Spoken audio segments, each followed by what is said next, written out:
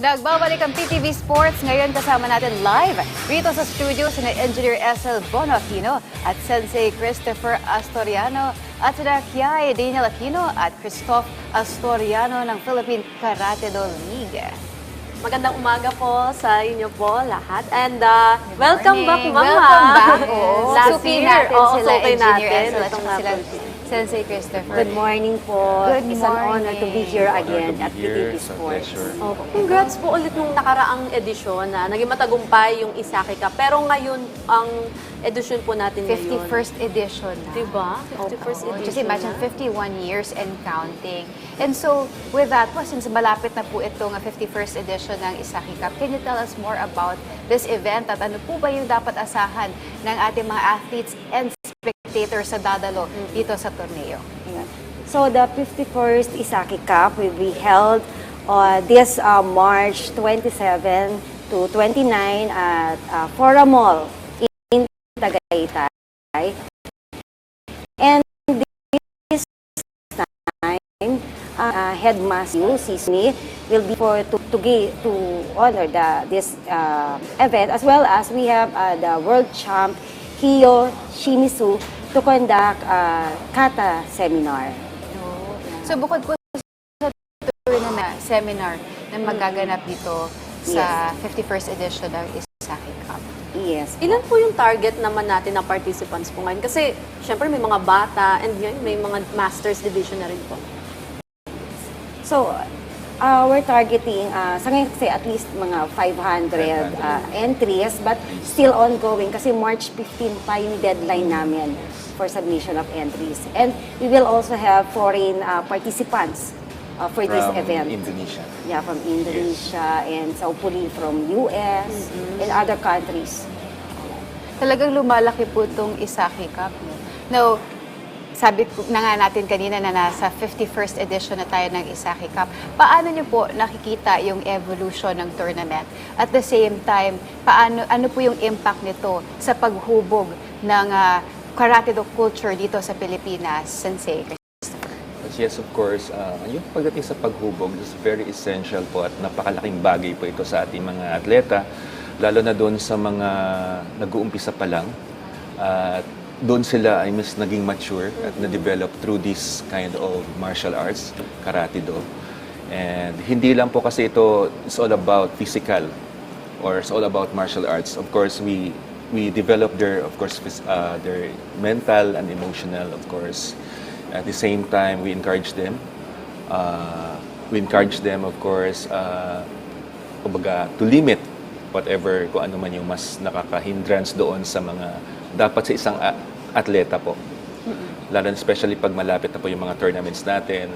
So, malaki pong paghahanda. Kumbaga, since na early this year, in-announce na po yung itong 51st Isaki Cup.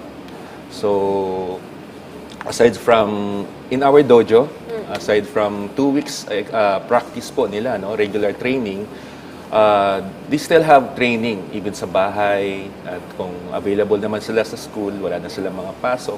So, they're open to practice in our dojo since na we are open from Mondays to Sundays. 7 days a week po kaming open. So, yun nga po, bukod sa physically, we encourage them, of course, to aside from mental and emotional, we encourage them, of course, to eat healthy food at the same time at magkaroon ng mga tamang pahinga po kailangan po sa katawan yun.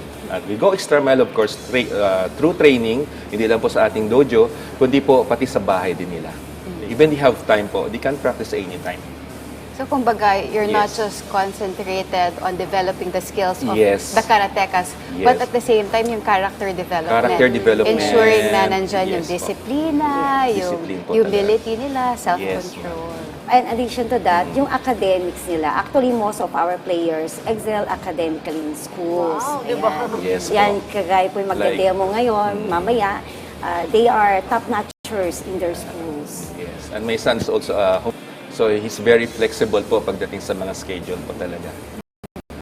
So na, Now, ito kanina na madami pong participants na lalahok. Ano po ba yung pinaka mahigpit na challenge or hamon na kinaharap po ng Isaki Cup And paano niyo po ba ito hinarap bilang leaders po dito sa Karate Do community? Ayan. So maybe one of the challenges is the venue kasi usually ang daming mga venues na nakabook na as early as last year. So last year pa lang, nag-aano na kami ng venues ito. So in Metro Manila sana, pero mostly is fully booked na yung mga ballrooms. And then even in Tagaytay, we're eyeing the hotel, but since fully booked, we come up with the Fora Mall, which is naging rin namin sila, venue for our tournaments. So, and also, siguro dun sa foreign visitors, so especially nga ngayon, di ba, may problem nationwide. So medyo, pa sila, 50-50 pa sila kung magpa-participate or what. But the Indonesians were confirmed that they will attend. Other countries were still waiting for their confirmations. Alam mo, partner, nung nakaraang taon, nagkaroon tayo ng pagkakataon na makover yung Isaki Cup. And nakita ko doon, ang daming participants, yung mga bata ang gagaling, kahit mga first-timer. Pero ngayon po, Sensei and Ma'am, gaano ka-competitive yung Isaki Cup ngayong taon? Kasi for sure, may mga bago na naman po tayong atleta. Sensei muna. Masasabi natin competitive sila in the sense of nag-learn na sila doon from the past na this time, hindi na dapat maulit yung way na kung saan hindi naman masabi nag-fail sila, kundi parang naging learning sa kanila or challenge po sa kanila para for the improvements po. So, kumbaga, we do some orientation, not just, of course, the karate training, motivation for them. The same time, syempre, yung encouragement po talaga na whether they lose or win, tuloy lang po ang laban. Kasi this is a sports. So, this is a friendly competition. So, baga bonus na lang po talaga yung mga medals. As long they grow at nag-mature po sila sa event na ito. At sa mga darating pa po na competitions. Ito, pahabol. Sa tingin niyo po, paano po ba nakakatulong itong mga national tournaments tulad na nga nitong Isaki Cup sa paghahanda ng ating mga karatekas na makipag sa mga elite karate athletes sa ibang bansa? Sige, may add yan. So, bali, itong Isaki Cup would be one of the parang isa sa mga part of selections for the World Shitoryu Karate Do Federation Championship, which will be held in Japan on this coming September, at Yokohama Buntai. So, winners of this event will be considered to participate or to represent Philippines in that event in Japan. Nako, qualifying tournament pala to. No? Pero ngayon Malupit nga, ito. we have here Kiai and Christoph sa studio. At tingnan natin kung ano bang hinanda nila para sa inyo, teammates.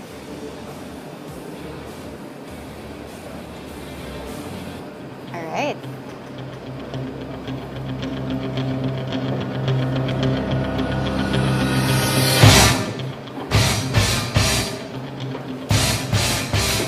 Engineer, sa puntong ito po, ano po ba yung masasaksihan natin sa demonstration? So this one is he's performing intermediate kata. Kasi for the tournament, there are several categories, beginners and then advanced. So right now, he is performing Heian kata. So the movements are in preparation for the advanced katas. Ano po ba yung mga techniques na ginagawa nila ngayon sa puntong ito?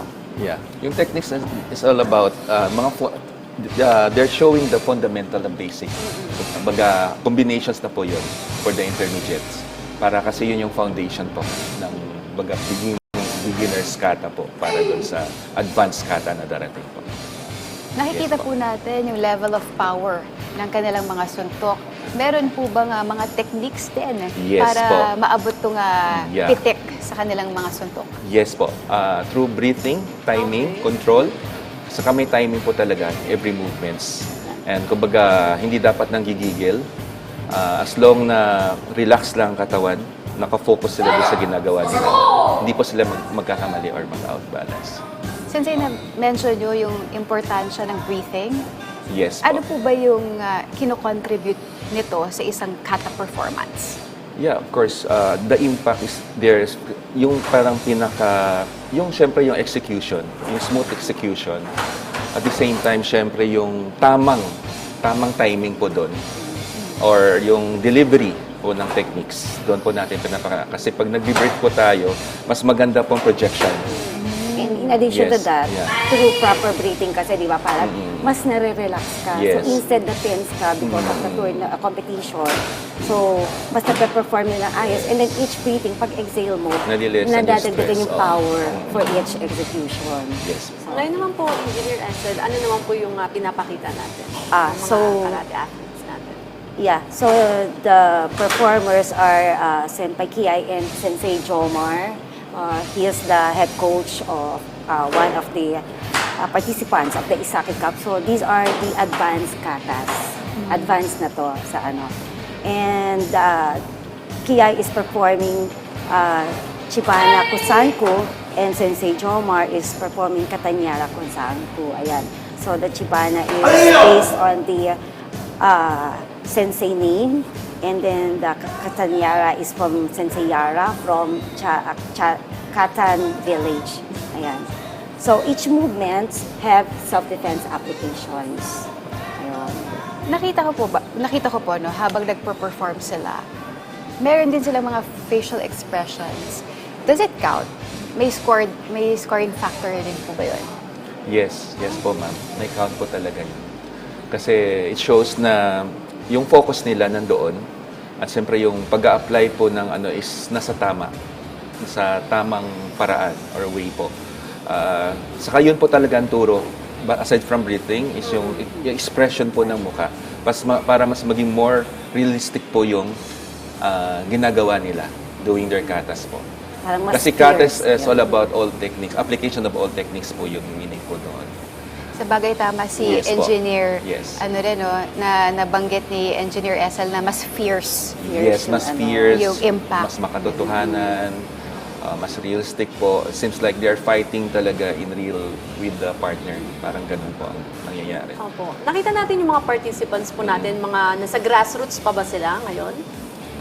Yeah, yung iba, mostly is nasa grassroots. But, I mean, gold medals in the National Squaa and Region 4 Squaa. And then, Sensei Jomar is also a medalist from the previous Squaa tournaments. Green 1, so sila yung mga parang sa beginner. Although intermediate na siya, meron pa kami sa kanila na mas newbie and novice category. So after that, they will go to intermediate and then afterwards, advanced kata. So may level. Ilang levels po ba sa karate do? For the tournament, ayun nga, for they say 1 or 2 months, we have the newbie kasi medyo nahihiya-hiya pa sila or Mostly white belts. white belt. The white Oo. belt. White Pwede belts. tayo doon, Park. May ano ka ba? May taekwondo background. Ako lang pala. Ako lang pala. Similar with taekwondo. And then merong New specific fights. na kata na ipa-perform nila. Yung Oo, mas yes. pang-elementary, ayan. Pag white belt, yellow. Sa Yes, taekwondo, Oo. novice, White, yellow, intermediate, sa karate. then advanced. Ganun po yung leveling. Ngayon po sa gitna ng madaming pagbabago sa sports training and technology, paano nyo po napapanatili yung tradisyon at philosophy ng karate do? At the same time, nag-a-adapt din sa modern times. Engineer Okay. Ethel. So, for karate do kasi sa amin, we teach them the traditional kata, which is the dojo kata, kasi doon mas na-emphasize yung self-defense application. But since they are also competing, it's sports karate do, so meron din kaming mga competition kata. So may konting modification. So madali naman maka-adjust ang mga bata. Kasi through judging, kasi kailangan meron sila sa competition kata na parang, yung mga Ngayon kata. naman po, magkakaroon ba tayo ng Masters Division ngayong edisyon?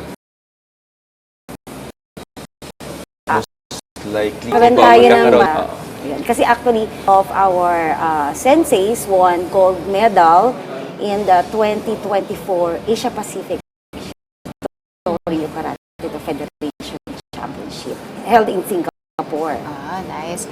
Diba? Pero Cory po, ano po yung age group dito? Long kaya mag-perform, kaya tumayo sa... at of course, yung health naman is ready sila anytime before they start their... Ngayon po sa mga atleta na gustong sumubok or gustong maging national and international karate, yung pinakamahalagang mindset na kailangan nilang mataglay in order to be successful in karate do? For me, kailangan nilang, andun yung do kasi.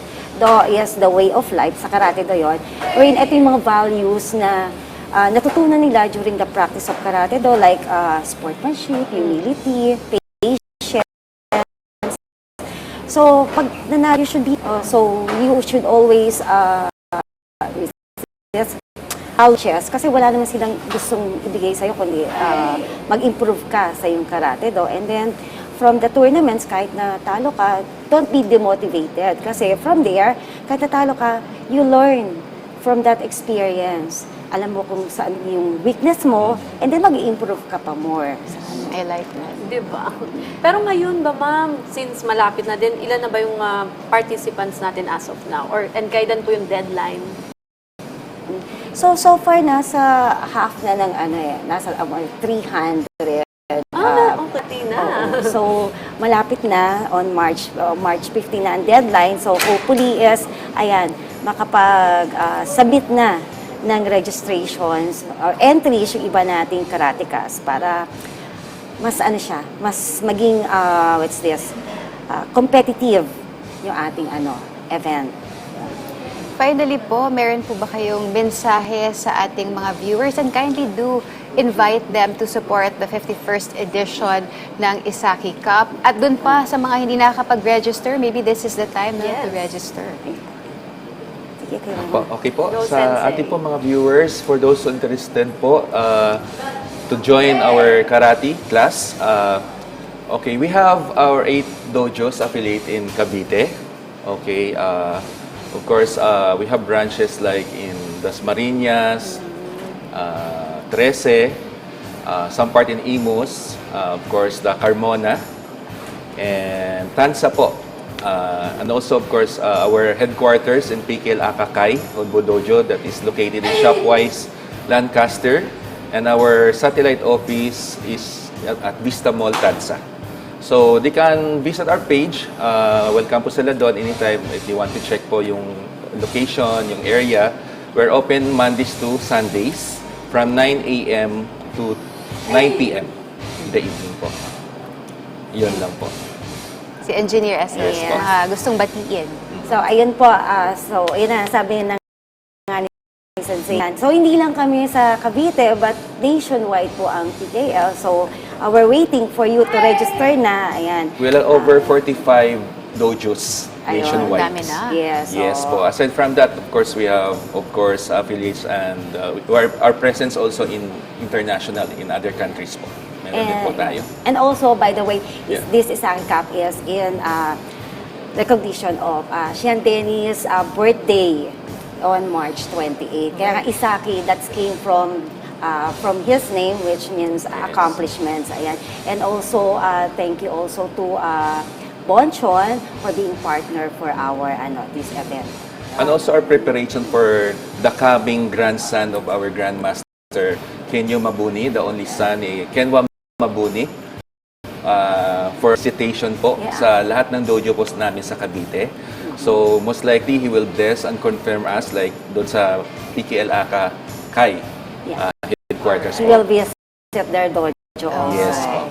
Alright. Excited. Oh, exciting ito. With that, maraming salamat po you for po. gracing our show. And Thank you so good luck sa upcoming Yes, thank you so very much much po. Thank you edition very ng Isaki. much.